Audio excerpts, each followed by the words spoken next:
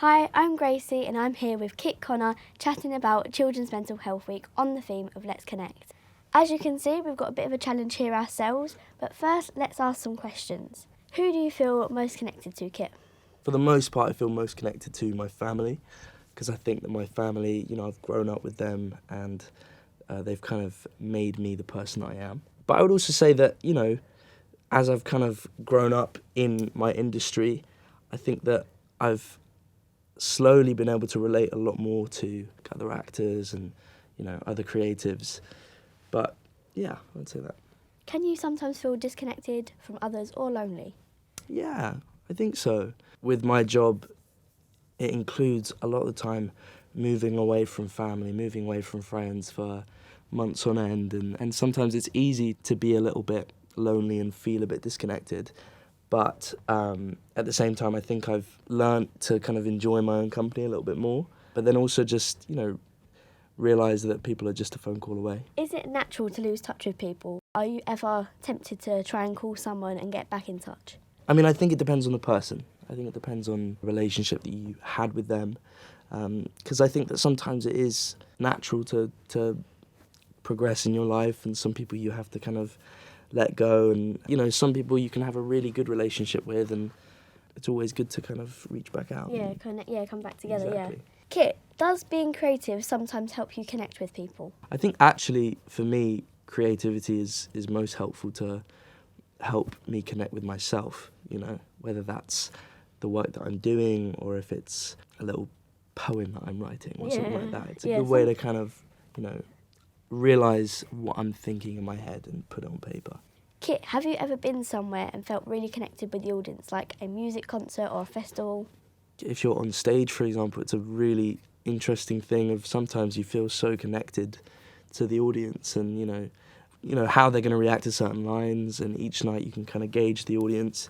I think with cinema as well, I was at a film screening the other day for a really great film, and I was lucky to see the Q&A afterwards with the director, and he was saying something really interesting about how he screened his movie in a few different cinemas, and in some cinemas there was some kind of very artsy, slightly hoity-toity people who kind of didn't really react to it, but the people who were there to just kind of watch a film really just all kind of connected, and it was a really beautiful experience, and I think that's one of the best things about cinema. So can we chat Heartstopper? It's a phenomenon across the world, and it's all about connection, relationships and friendships.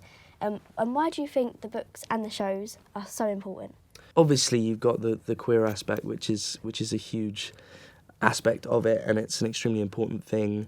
A lot of the reason why Heartstopper kind of blew up in the way that it did, because queer people need the representation that we sorely miss a lot of the time. So it's really a beautiful thing in that sense. But I also think that it is a love story, and it's a story of as you say, it's connections between friends and a mother and a son, and two boys who fall in love and two girls who've fallen in love. And, Definitely. And I think that's the main thing. It's about teaching people that they're allowed to be themselves, and that they're, that no matter what, there's somewhere in the world there is a support system for them, and I think that's pretty good. People who are going through their own troubles and stuff as well in life, they can watch Heartstopper or read the books and feel quite connected in that way as well.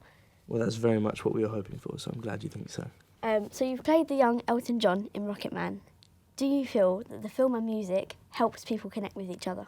I completely think so, and I think that that's one of the great things about Elton John, is that it's almost like a soundtrack to a lot of people's lives, a lot of his songs, certainly to my life, definitely. You've also voiced a few characters in video games, and do you yourself play games with friends? I do. I used to play a lot of games with my friends. Unfortunately, I've been a lot more busy recently. I'm quite a big basketball fan, so I play NBA 2K sometimes with my friend. Oh, wow. Me and one of my best friends in the world.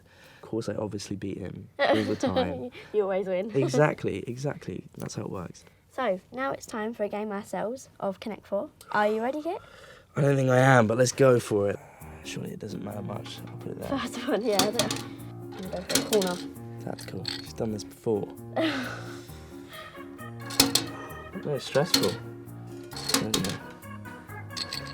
Yeah, no escaping that one. There we go. Yeah, good, good.